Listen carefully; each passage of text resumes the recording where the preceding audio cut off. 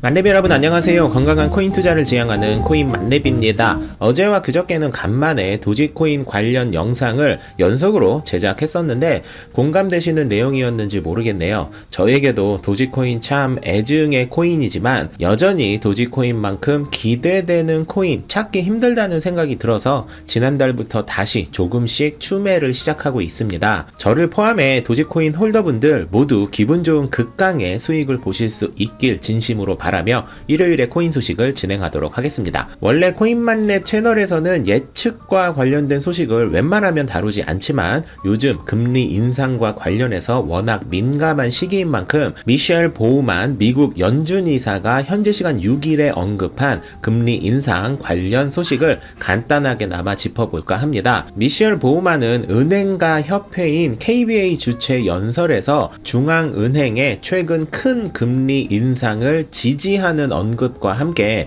앞으로 당분간 이런 방향이 계속될 것이라고 언급했는데요. 미셸은 강력한 노동시장에 대한 더 큰 위협은 과도한 인플레이션으로 1970년대 경험한 것처럼 높은 인플레이션과 함께 장기간의 경제 악화와 함께 추가적인 경제 악화로 이어질 수 있으니 우리는 인플레이션을 낮추기 위한 우리의 약속을 이행해야 하며 나는 이 과제에 변함없이 집중할 것입니다 라고 언급했습니다. 한마디로 말해 지금껏 두 번의 0.75%포인트 상승의 자이언트 스텝을 오는 9월에도 진행할 가능성이 높다고 해석해야 하는데 이 예측이 시장에서 악재로 혹은 호재로 해석될지 여부는 아직 한 달도 넘게 남아있는 상황이라 조금 더 지켜봐야 할 것으로 보여집니다. 올해 남은 금리 발표는 총 3번으로 우리나라 시간 기준 9월 22일 목요일 새벽 3시, 11월 3일 목요일 새벽 3시,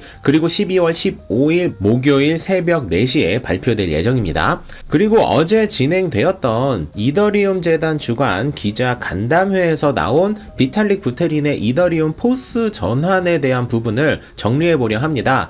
코인 시장에 아주 조금이라도 관심이 있는 분들이라면 이더리움이 2.0으로 업그레이드가 진행되고 있으며 이 업그레이드의 가장 큰 변화는 그래픽 카드 등을 연결해서 코인을 채굴하는 작업 증명 방식인 포우에서 지분 증명 방식인 포스로 변경된다라는 것은 잘 알고 계실 거예요. 비탈릭 부테린은 이더리움 채굴자들과 생태계 모두 지분 증명 방식의 우호적이라고 언급했습니다. 이런저런 복잡한 이야기 다 떼고 비탈릭이 언급한 내용은 이더리움 포스 방식으로 전환되면 여러가지 업그레이드가 되고 생태계, 다시 말해 이더리움을 직간접적으로 활용하는 사람들이겠죠. 생태계에도 좋고 포우 방식 채굴을 하고 있는 채굴자들에게도 좋다라고 정리할 수 있는데 업그레이드가 되는 건 팩트죠. 엄청 빨라지고 좋아지는 게 맞고 생태계에 좋다라는 언급 역시 더 이상 전기 낭비를 하지 않아도 되고 빠른 속도와 함께 이더리움 생성 개수 역시 기존 12,000개에서 1280개로 90% 이상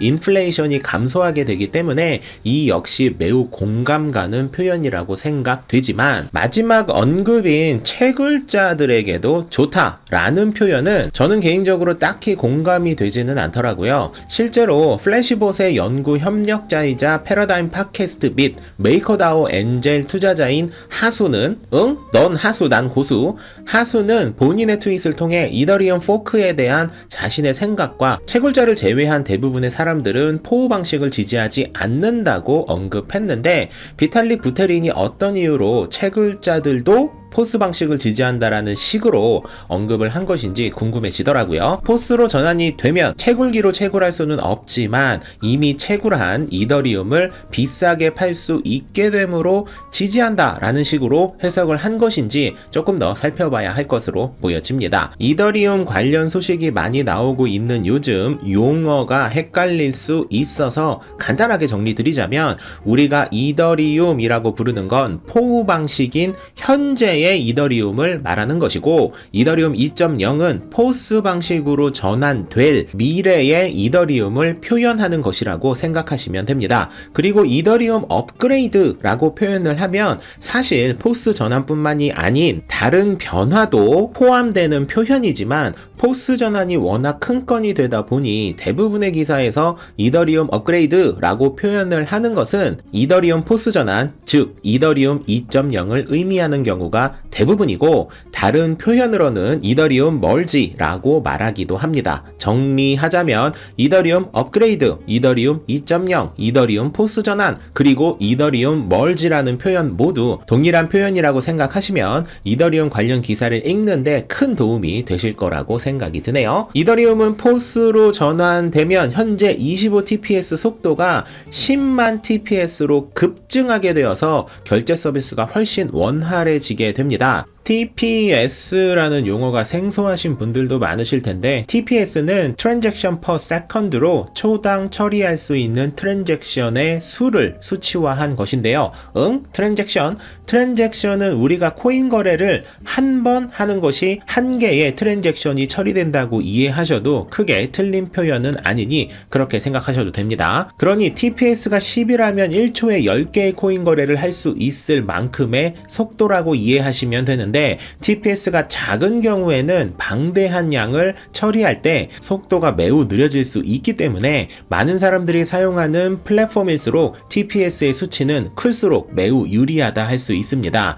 TPS가 1인 코인이 있다고 했을 때 우리나라 인구 정도 해당되는 4천만 명이 동시에 해당 코인을 거래한다면 코인 거래한 사람은 462일과 23시간 6분 40초 1년이 넘는 기간을 기다려야만 거래가 완료되지만, 이더리움 2.0이 구현할 10만 TPS로 적용되면 우리나라 인구 전체가 동시에 거래를 한다 해도 400초인 7분 내로 거래가 완료되기 때문에 코인들이 실제 화폐처럼 거래가 되기 위해서는 어느 정도의 TPS가 확보되어야 하는데요. 비자카드가 24,000TPS, 리플이 1,500TPS, 페이팔이 193TPS, 비트코인이 7TPS, 그리고 기하학적인 속도로 인정받고 있지만 요즘 워낙 많은 이슈로 갤갤거리고 있는 솔라나가 65,000TPS의 속도를 보유하고 있는데, TPS가 높다고 해서 우수하다고 말하는 것은 매우 부적절합니다. TPS가 높다는 것은 반대로 노드 분산이 제대로 되어 있지 않거나